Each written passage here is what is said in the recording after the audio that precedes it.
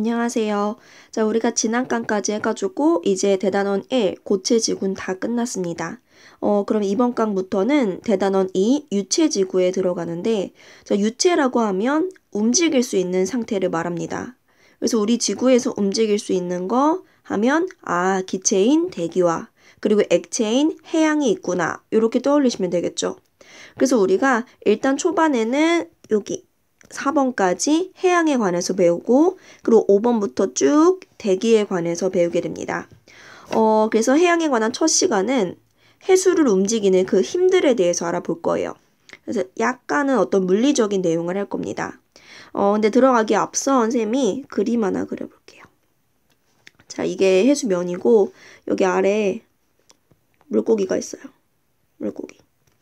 여러분, 물고기가 숨을 쉽니다. 그럼 물고기한테 이제 공기방울 같은 게 나올 거 아니에요? 뽀글뽀글. 근데 공기방울이 뽀글 뽀글 뽀글 뽀글 이렇게 나와요. 그러니까 이 공기방울의 크기가 위로 갈수록 커진다는 거죠. 왜 위로 갈수록 공기방울의 크기가 커지냐면, 지금 아래에 있는 공기방울은 그 공기방울 주변에 얘를 누르고 있는 압력이 요 정도 색이에요. 그런데 위로 갈수록 공기방울을 누르는 압력이 요 정도로 줄어들게 됩니다. 그러니까 위로 갈수록 공기방울이 더 커지는 거죠. 그래서 이 공기방울을 누르는 그 압력을 우리가 수압이라고 하는데, 수압이라는 건 깊이가 깊어질수록 커지는구나. 일단 우리가 요거를 알 수 있어요. 그러면 깊이에 따라 수압 차이가 생긴다는 거죠. 깊은 곳은 수압이 크고 얕은 곳은 수압이 작다. 그때 발생하는 힘이 바로 연직 수압 경도력이란 겁니다. 자, 연직 수압 경도력은 왜 생겨요? 왜 생기냐? 깊이에 따른 수압 차이 때문에. 그럼 연직 수압 경도력의 방향은 어때요? 라고 하면 압력이 큰 데서 압력이 작은 곳으로, 즉 깊은 곳에서 얕은 곳으로, 즉 다르게 말하면 아래에서 위로라고 할 수 있겠죠. 그리고 우리가 연직 수압 경도력의 크기를 구하기 위해서 선생님이 지금 가운데에 원기둥 있죠. 이게 물 기둥인데 요 물 기둥으로 연직 수압 경도력 그 공식을 유도를 해보겠습니다. 일단은 여기서 요렇게 작은 물기둥을 하나 그리고, 나 이 작은 물기둥에 대해서 한번 이 물기둥이 받는 연직 수압의 그 차이에 의한 힘을 구해 볼게요. 일단 이 물기둥은 이 위쪽에 있는 물에 의해서도 압력을 받을 거고요. 그리고 아래쪽에 있는 물에 의해서도 압력을 받겠죠. 물론 이것뿐만 아니라 지금 모든 방향에서 수평으로도 압력을 받겠지만, 지금 우리는 연직 수압 경도력, 그러니까 연직 방향의 힘만 고려를 하는 겁니다. 그랬을 때 지금 아래에서 위를 향하는 그 방향을 플러스라고 한다면, 지금 아래쪽에서 작용하는 요 압력이 P가 되고, 위쪽에서 작용하는 압력이 P 플러스 델타 P, 이렇게 세팅을 할게요. 그리고 이 작은 물기둥의 그 두께를 델타 Z라고 하고, 그 다음에 여기서 이 원기둥의, 그 물기둥의 면적을 A라고 하고요. 이 물기둥에 있는 그 해수의 밀도를 로우라고 하겠습니다. 자, 여기까지 세팅을 하고, 우리가 압력이란 건 힘이 아니죠. 압력은 뭐냐? 단위 면적당 작용하는 힘이에요. 그러면 압력 P는 이렇게 쓸 수 있어요. 힘 나누기 면적이라고 할 수 있죠. 그러면 힘이라는 거는 압력 곱하기 면적이다, 이렇게 또 쓸 수가 있겠죠.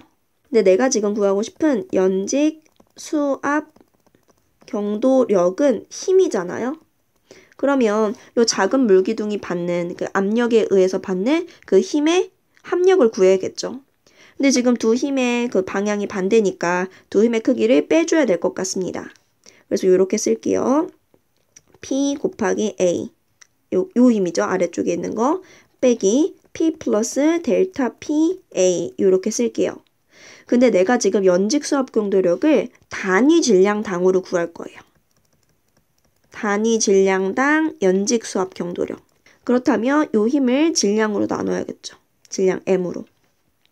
그럼 좀씩을 정리했을 때 PA 이렇게 지워지겠네요. 그럼 마이너스 델타 P 곱하기 A가 되고 우리가 질량이란 거는 이렇게도 쓸 수 있을 것 같아요. 질량은 밀도 곱하기 부피다. 그럼 질량 M 대신에 밀도 로 곱하기 지금 요 작은 물기둥의 부피는 A 단면적 곱하기 델타 Z가 되겠죠. 그럼 A 이렇게 지워지고 우린 결과적으로 얻을 수 있는 게 연직 수압 경도력의 크기는 왼쪽에 적겠습니다.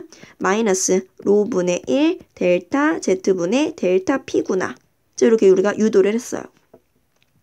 그러면 연직 수압 경도력이 아래에서 위로 작용을 하는구나. 그럼 이 물기둥이 여러분 상승하겠습니까?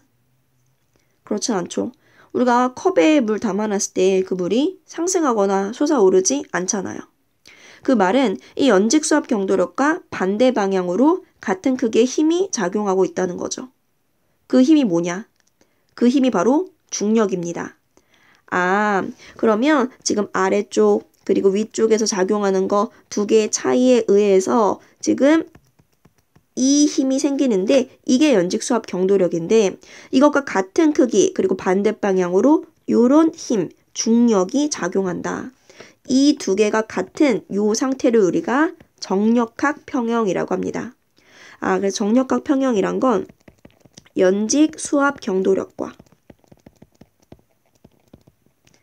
중력이 같은 상태를 말하고 요거를 수식으로 표현한다면 위에서 구한 마이너스 로 분의 1 델타 Z분의 델타 P는 단위 질량당 중력으로 써야 되겠죠. 우리가 중력, 힘이 F는 ma니까 중력이라는 거는 m, 질량 곱하기 중력 가속도 G가 되겠죠. 이걸 단위 질량당으로 쓰면 그냥 중력 가속도 G만 쓰면 됩니다. 그럼 요걸 좀 정리하면 이렇게 되겠죠. 델타 P는 마이너스 로 G 델타 Z. 방금 선생님 쓴 요 방정식, 요게 바로 정력학 방정식입니다. 요게 정력학 방정식이구나. 그러면 이렇게 물이 있고 자, 물 안에 어떤 물 입자 또는 공기 방울이 있을 때 얘는 모든 방향에서 같은 세기로 압력을 받습니다. 우리가 그거를 수압이라고 해요. 그럼 정력학 방정식을 통해 수압 P는 로 G Z라고 쓸 수 있음을 알게 된 거죠. 그러면 수압 P는 Z, 수심에 비례한다는 거죠. 그래서 아까 우리가 그 물고기 그림에서 봤듯이 수심이 깊을수록 수압이 커지는구나를 이제 수식으로도 확인을 한 겁니다. 그러면 물이란 건 정력각 평형을 이룰 때 이렇게 연직 방향으로는 이동하지 않는다는 거잖아요. 근데 물은 수평 방향으로 이동하는 건 좀 흔한 일이거든요. 그럼 물이 왜 수평 방향으로 이동을 하는가? 물을 수평 방향으로 이동시키는 힘을 보겠습니다. 자, 물이 수평 방향으로 이동하는 건 사실 그 근본적인 힘은 수평 수압 경도력 때문입니다. 앞서는 우리 연직 수압 경도력을 봤죠. 이것도 똑같이 수압 차이 때문에 발생하는 건데 그게 수평 방향이다. 요 차이밖에 없어요. 그래서 요 힘은 원인은 수평 방향 해수의 수압 차고 방향은 당연히 얘도 높은 수압에서 수압이 낮은 곳 쪽으로. 근데 오른쪽 그림을 보면 이게 물이거든요. 여러분 지금 왼쪽과 오른쪽 중에 누가 더 수압이 높을까요? 당연히 오른쪽. 왜냐면 오른쪽의 물기둥이 더 두꺼우니까. 그러면 높은 수압에서 낮은 수압의 방향이다 라는 건 어찌 보면 높은 해수면에서 낮은 해수면의 방향이다 라고도 할 수 있는 거죠. 그럼 우린 이 그림상에서 수평 수압 경도력의 방향은 확실히 압니다. 이렇게 수압이 높은 곳에서 낮은 곳 쪽으로. 근데 그 크기를 구해보자는 거죠. 일단 여기서도 앞서 작은 그 물기둥을 그렸던 것처럼 여기도 이렇게 작은 물기둥을 한번 생각해 볼게요. 요만큼. 그냥 내려가고 이렇게. 그리고 이제 값들을 요만큼을 델타 X라고 하고요. 여기에 면적, 요 면적 있죠? 요거를 델타 S라고 하겠습니다. 그리고 요 높이 차이를 델타 Z라고 해볼게요. 그리고 여기 해수의 밀도는 로우다라고 하겠습니다.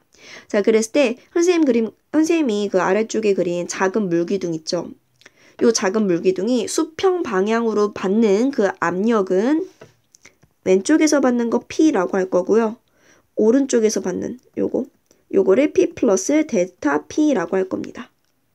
그러면 수평 방향의 수압 경도력이라고 하면 그 수압의 차이 델타 P 곱하기 단면적 델타 S가 되겠죠. 근데 나는 또 단위 질량 당으로 구할 겁니다. 그럼 요거를 질량으로 나누면 되겠죠. 여기까지 됐죠? 자, 그랬을 때, 자, 우리가 요 델타 P, 그러니까 압력 차이라는 건 사실 왼쪽과 오른쪽의 그 두께가 다르기 때문이잖아요. 즉, 요 델타 Z라는 높이 차이 때문에 생기는 겁니다. 그럼 우리 앞서 배운 그 수압 공식에 의해서 델타 P는 이렇게 쓸 수 있죠. 델타 P 대신에 로 G 델타 Z로 쓸 수 있습니다. 곱하기 델타 S. 그리고 자, 질량 대신에 밀도 곱하기 면적이니까 델타 S 곱하기 델타 X 하면 요게 작은 물기둥의 부피가 되겠죠. 그러면 로 칙칙 델타 S 칙칙 지워지면 요렇게 나오겠네. 단위 질량당 수평 수압 경도력은 G 곱하기 델타 X분의 델타 Z 이런 공식이 나옵니다. 선생님 이제부터 이 수평 수압 경도력은 너무 한글이 길잖아요. 그래서 이렇게 PH라고 기호를 쓰겠습니다. 그래서 우리 수평 수압 경도력의 공식 이렇다 알아두시고 자, 이 공식의 의미를 떠올려 보자. 중력과 속도 G는 상수 아닌가? 그러면 수평 수압 경도력은 델타 X분의 델타 Z에 비례한다는 건데 그림에서 델타 X분의 델타 Z가 뭐냐? 요 길이가 델타 X잖아요. 이 길이분의 델타 Z, 해수면의 경사다. 즉 수평 수압 경도력은 해수면 경사에 비례한다. 해수면 경사가 가파르면 가파를수록 수압 경도력이 크다. 그러면 여기 어떤 물입자가 있습니다. 그럼 이 물입자는 어떻게 이동할까요? 이 물입자는 지금 이 방향으로 수압 경도력 받으니까 그냥 이렇게 쭉 갈 것 같아요 라고 생각을 하죠. 그런데 그렇지 않습니다. 이 물입자가 받는 힘은 수평 수압 경도력 말고 또 다른 힘이 있어요. 그 힘을 받기 때문에 이 물입자가 이동하는 방향이 단순히 수압이 높은 곳에서 낮은 곳의 방향으로 이동하는 건 아니라는 거죠. 그럼 그 또 다른 힘이 뭔지 보겠습니다. 또 다른 힘이 전향력이에요. 전향력이란 건 우리 지구가 자전하기 때문에 생기는 가상의 힘입니다. 이 전향력의 원리를 설명하기 위해서 선생님이 항상 하는 게 여러분 놀이터에 가면 뺑뺑이 하세요? 놀이터 가면 이런 거 있잖아.